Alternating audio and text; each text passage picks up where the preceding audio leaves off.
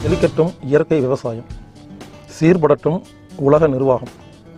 மூக்கு நுரையீரல் சம்பந்தப்பட்ட ஒரு 50 வியாதிகளுக்கு இயற்கை வைத்தியம் பார்க்கலாங்க. தும்மல் கடைசி எப்போ வந்துச்சு? என்னைக்காவது வந்திருக்கும். ரோட்டில் போயிட்டு இருப்பீங்க, காலையில் பெருக்கிட்டு இருப்பாங்க, தும்மல் வரும். மூக்கு பொடியை தூக்கி வீசினா தும்மல் வரும். சிமெண்ட் ஃபேக்ட்ரி பக்கம் போய் பாருங்க, தூசு மூக்கில் போனால் தும்மல் வரும். ஒட்டரை அடிக்கும்போது தும்மல் வரும். பழைய துணி எடுத்து உதறினா தும்மல் வரும். அம்மா வீட்டில் காரமாக சமைச்சா தும்மல் வரும். இது வந்து என்ன புரியுது? தும்மல்னா என்னென்னா, காற்றின் வழியாக குப்பை, கோலம், பாக்டீரியா, வைரஸு, தூசு மூக்கு வழியாக உள்ளே போச்சுன்னா, நுரையீரலுக்கு போச்சுன்னா தும்மல் வரும். எல்லாம் நல்லா கேளுங்க. காற்றில் உள்ள குப்பை, கோலம், பாக்டீரியா, வைரஸு, தூசு மூக்கு வழியாக நுரையீரலுக்கு போனோன்னே, உதாரணமாக ஒரு 40 தூசு லங்ஸுக்குள்ளே நுரையீரலாம் போயிடுச்சுன்னு வச்சுக்கோங்களேன். நம்ம நுரையீரல் பயப்படும்.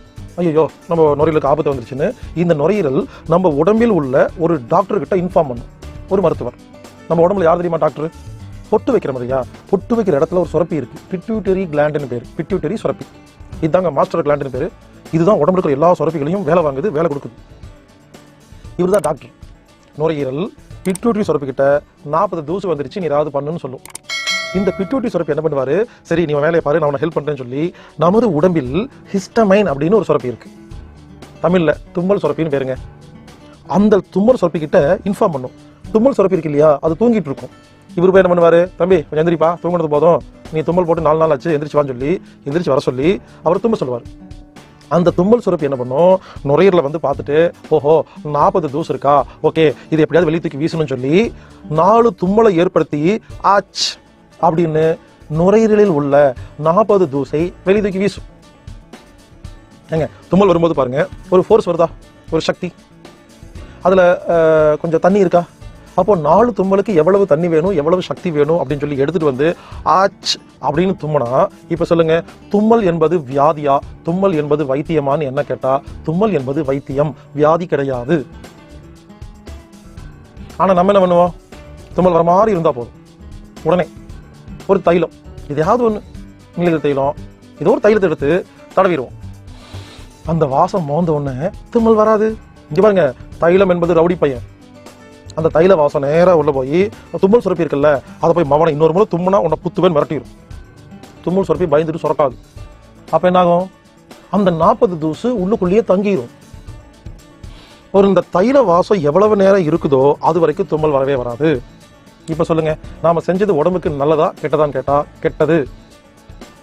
அதாவது உடல் கழிவுகளை வெளியே தூக்கி வீசும் பொழுது அதற்கு நோய் என்று பெயர் வைத்து அந்த நோய்க்கு வைத்தியம் பார்க்கிறேன் என்ற பெயர்ல நாம செய்யறது தாங்க வியாதி.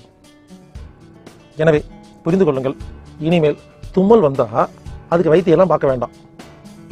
ஆச் அப்படின்னு தும்முங்க. குப்பை வெளியே போச்சா? குப்பை இருக்கும் வரை தும்மல் வந்துட்டு தான் இருக்கும். குப்பையை வெளியே அனுப்புறது தான் சிகிச்சையை தவிர தைலம் தடவி குப்பையை உள்ளே வைத்துக் கொண்டு தும்மலை ஆஃப் செய்வது வைத்தியம் கிடையாது. சில பேர் மீட்டிங்ல உட்காந்துருப்பாங்க ஆபீஸ்ல, திடீர்னு தும்மல் வரும் அப்படிம்பாங்க, சைலண்ட் தும்மல். அப்படியெல்லாம் பண்ணாதீங்க, நல்லா தாராளமா தும்முங்க. எங்க இந்தியாவில தாங்க தும்மல் வந்தா அடக்குன்னு சொல்லி கொடுத்துருக்காங்க.